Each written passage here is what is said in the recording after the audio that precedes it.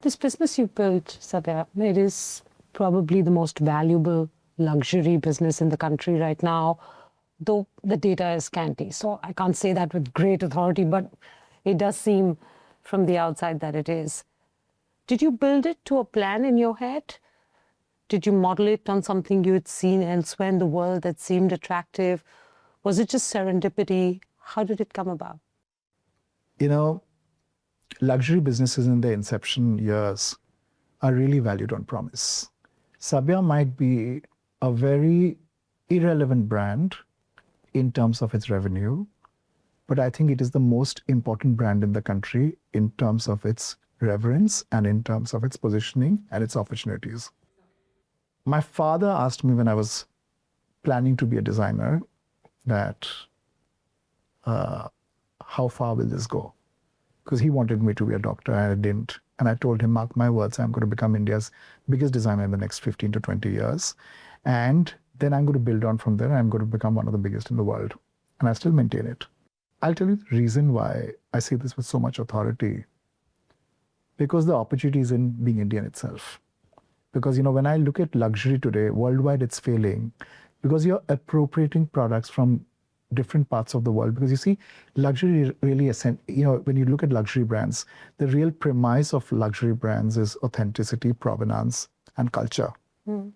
Where else in the world can you find something that is more stronger than what India has to offer? You know, for a long time, whatever we had was appropriated by the West. But today, with a more sensible, discerning, globally connected audience, they are going to buy luxury products from companies who have their provenance right. You're not going to buy a kimono from a French company, you're going to buy it from a Japanese company. So when luxury becomes about craft and handmade, I think India is going to start, I won't even say breaking the glass ceiling because we never needed to break the glass ceiling, but India is going to become the biggest in the business. And I want to ride that wave. But I understand you're reconsidering some of this, that at this stage in your 25-year journey, you might be reviewing how core wedding wear is to your business. You might be considering pivoting away from this. Have I got that right? Absolutely. I think the wedding industry in India is, as we know of it today, is breathing its last. There were very big weddings that happened in the country and people said it's going to revolutionize the way Indians see weddings, but I think that will not be the case at all. When I look at this country, I see a plane full of people just hopping from weddings to weddings to weddings to weddings, and I have to ask myself a question. When do these people work? And if you look at the new generation of Indians, they don't have that privilege. You know, when you start working very hard for your money, irrespective of how rich you are also conscious about consumption. When you become conscious about consumption, weddings as we know today, you know, which at one point of time was the domain of the idle rich, is completely going to change. What does that jump mean? I mean, are you, if I get it correct, you're headed to a 500 crore rupee or about $16 million revenue this financial year, the bulk of which is clothing, which is bridal wear and wedding wear. Are you looking to make a significant shift away from that? Let me explain to you. Earlier in my company, my CFO started flagging of the fact that we are losing market share in the wedding industry because our lehenga numbers started dropping drastically. Okay. And I told them, no, that's not the way to look at weddings. Look at the number of saris that are rising. A lot of them are wearing entry-level saris and getting married. Tomorrow, a girl is going to wear a shirt and trouser and get married. Now, there's a stage in life when customers become product supreme and not brand supreme. As people start, the fashion business for the longest time has made a lot of money by feeding on people's insecurities. The more insecure you were, the more you wanted to buy a big brand or a big label to tell in society that, listen, I'm wearing such and such. It's a passport to enter the elite club. But today, when people's sense of self come from what they do, and you know, there was a time when in India, or all over the world for that matter, the currency for status was money. Today, the currency for status for young children is purpose. And when purpose has a higher acceptance as a currency of status than money, then people are going to become very discerning buyers. This is a time when this will become truly the survival of the fittest, because you cannot just be you just cannot have lion's share in the market just by being a big brand. You have to back that up with a good product with great value, and only then people will buy you. Does this also set the stage for your global ambition? Because I know you've said this, multiple times, that you want to be India's first big global luxury brand. And unfortunately, the world doesn't wear clothes the way we do in India, right? They neither wear the salwar kameez I'm wearing or the sari.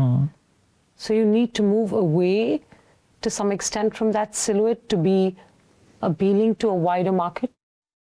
About 4 months ago, we debuted our clothes at Bergdorf Goodman. Yes. And Stefan, who's managing my wholesale, I asked him that, how is it doing? He said, you had an incredible sell-through. And we found out data that most of the people shopping were not Indians. They were buying saris? No, the product was Western, but it was made in India with Indian craft. I think globally, because fashion had become so greedy, and fashion businesses are no longer run by creative artists. They're run by CEOs and CFOs in grey suits. And every product that you sell in fashion has to worry about a top line and a bottom line, and has to fit into an Excel sheet. So what we've done is we have quickly commodified art. Fashion was supposed to be art, but unfortunately it's become a commodity. It's about what makes the biggest news and sells the highest. So, when you've homogenized fashion and everybody's fashion, I was looking at New York Fashion Week. I could not tell one designer from the other because everything looked the same. You go to a departmental store, everything looks the same. Whether it's a big brand or a small brand, I think when you don't listen to creative voices, and when a CFO and a CEO runs the business and says, this is what we should make, you're setting a business up for failure. And therein lies the opportunity, not for Sabya, but for people in India, because what we can do is we can create something exceptional, give them exceptional value, because most of these businesses are very large businesses. They have very heavy overheads and capital investment. So they can never give value on product like how small businesses can do. And I think there will be a very, very big fight, almost like David versus Goliath, where people will now turn to smaller brands which they give them premium value. So help me understand this. I get the societal changes you're alluding to. What does that mean in terms of what Sabyasachi will be centered around? Product, retail, geography? Well, we will slowly organically grow the company. We are not in a hurry. When I sold my company to Kumar Mangalam Birla, I told him one thing very clearly. I said, Mr. Birla, the company does not belong to you. It does not belong to me. It belongs to the hopes and ambitions and aspirations of the whole country. And we'll have to do it right. We will never hurry Sabyasachi to its destination. If we'll take it organically, step by step, and if it means that we can do something in 2 years, we will. If it means we can do something in 10 years, we will. What is the destination, Sabya? Is it? Yeah, I know you've said before that you wanted to be a $2 billion brand. No, that's not the destination. Is that the destination? No. The destination? The destination is that Sabyasachi in the next 25, 30 years will become one of the top 5 luxury brands in the world. I can only tell you something, and I've never said this in interview. The only brand that I can probably never take down is Hermes, because they have built it so beautifully, so methodically, and so carefully over years that Hermes is my what do I say? It's my ideal business, not because of anything else, because they've done it right. I may or may not agree with the product, but I agree with the ideology of building a business. They have built it with exemplary restraint so that the brand lasts a lifetime. Every other brand, if we play our cards well, we can take them down. What does that translate into in terms of product or retail? Like, will it mean more stores? Will it mean more geographies? Will it everything? More stores, more geography. Diversification in terms of product. Will you do beauty? You're already doing, you're doing clothing, you're doing jewelry, which is doing fabulously well from you, in terms of numbers as well. No, it's not doing very well in terms of numbers because you see, it's sort of growing really fast. no, it's growing fast, but it's not growing at the pace that it will, because you have to understand something. I'm a first generation jeweler. In India, people have bought jewelry. Yeah. So I'll give you, we laugh about this. A lot of people can't buy jewelry from Sabya because we don't take black money. If we took black money, the jewelry business would have become 20 times the size or 100 times the size. Okay, so jewelry will become a business of size to rival your clothing business, if I can call it that? It will become at least 50 times the size of my clothing business. Eventually, in the next 2 or 3 years, I think you do about 300 crore in clothing. Today, even as we speak, today we are almost at close to half the size of the clothing business. Okay, so I've grown clothing for 25 years, mind you. Jewelry is only 5 years. Only 5 years. Okay, so in the next couple of years, it'll overtake clothing. Then you've got accessories, which is becoming a very, very big business for us. And it's only distributed. You have to understand accessories primarily a distribution game and online. We don't have online, we don't have distribution. Our accessory is only built out of 5 stores. And we are going to slowly start spreading out our wings with accessories. We've just opened an accessory only store in Hyderabad. We'll continue to start plugging that need all over the country and internationally as well.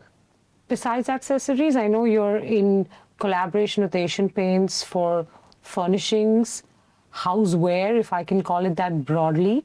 Then you hope to do beauty? I will do beauty, which will become a game changer, because you see, beauty in a luxury business, you can distribute beauty to the nth level without diluting the brand. You know, you can be a duty-free, you can be at departmental stores, you can be in multi-designer stores, you can be in your own flagships. And you have a collaboration in beauty with Estee Lauder, right? I had, but I'll do beauty on my own. You'll do beauty we are already working on our perfumes, which are ready. Now we are getting into bottling stage. Okay. Apart from that, I think if you look at the, you know, I seed ideas of a business maybe 10 or 15 years prior to me starting the business. You know, I started beauty with L'Oreal, followed it up with Estee Lauder. You know, from the first campaign of Sabya, we have put eyewear, and then I did a collaboration with Morgan Hill Fredericks. Eyewear and sunglasses is something that I think I'll have a huge market share within India when I start it eventually. The other thing is, if you look at the Sabya home, what we want to build eventually is Sabyasachi Realty, Sabyasachi Hospitality, and Sabyasachi Restaurants. So, you know, because I've never considered Sabyasachi to be a fashion brand, it's a lifestyle brand like it should be. And then we've just started art.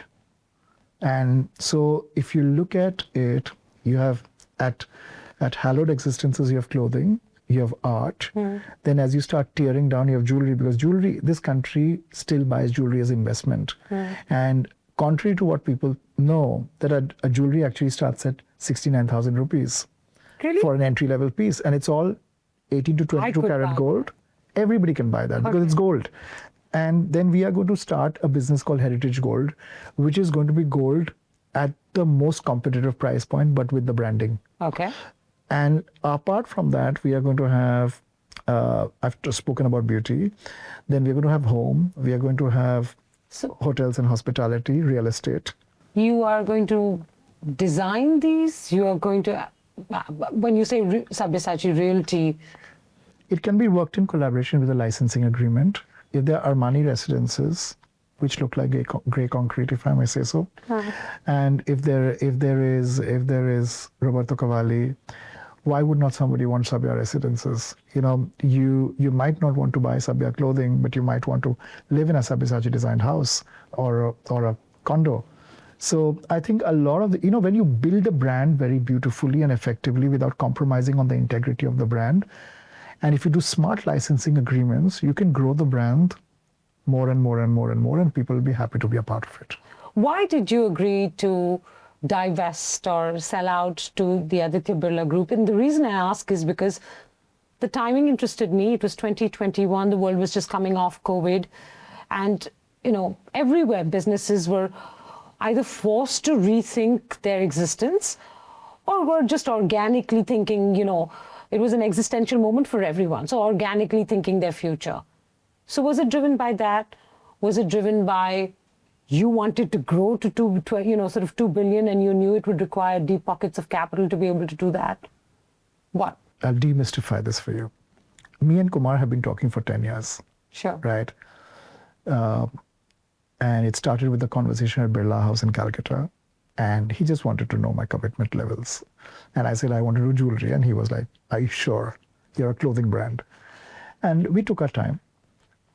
You know, I always knew that I would sell. I don't have children. I have no one to pass the business to. And I'm not a selfish person who will say that this business will die with me. So, you know, when I was selling the business to Kumar, I said, Kumar, the business does not belong to you. It does not belong to me. It belongs to the country. You've given him 51%. That's control. I would have given 51% to somebody early. But I mean, at some point of time, I gave it to him, you know, because I had the confidence that he will do it right. You know, and I read people very well. And, you know, by giving him 51%, I gave him dignity and I gave him responsibility. Because, you know, it's like giving your child away to somebody else and saying, you know, this child is mine. I've grown this child for so many years. Now it's yours. Look after the child. And he's done it. He's done it very, very responsibly.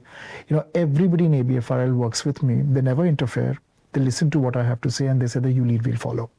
I heard you were wooed very hard by the Ambanis. I don't want to comment on it. You know, I'm very sure of my sources, and I know you. I don't want to comment on it because I will not comment on it because they're very, very good friends, and you know. Oh, of course, I don't mean this in a bad way. I mean like they wooed you too, and then you know you obviously had this Hobson's choice confronting you where you had to pick one over the other. No, I'll tell you something. We know what you picked. I have a lot of admiration for Neeta because I think singularly she has been responsible for creating India's soft power. You know, like in the sense that when I look at her, nobody else was willing to do it because nobody wanted to invest in it. You know, if you look at what she's done with NMAC, the way where, you know, people might have different opinions about it, but I say that somebody had to do it and she did it. And the thing is that, you know, Kumar comes from Calcutta. You know, That won it? Not really. It's an easy out of this question. No, it's not. It's not. I will not take an easy out. I'll tell you. What won it then for him? I've just known him for too many years. Okay, that won it. You know, it's like eventually, you know, it's at the end of the day, they are all friends and customers. But I have known Kumar for the longest time in my life.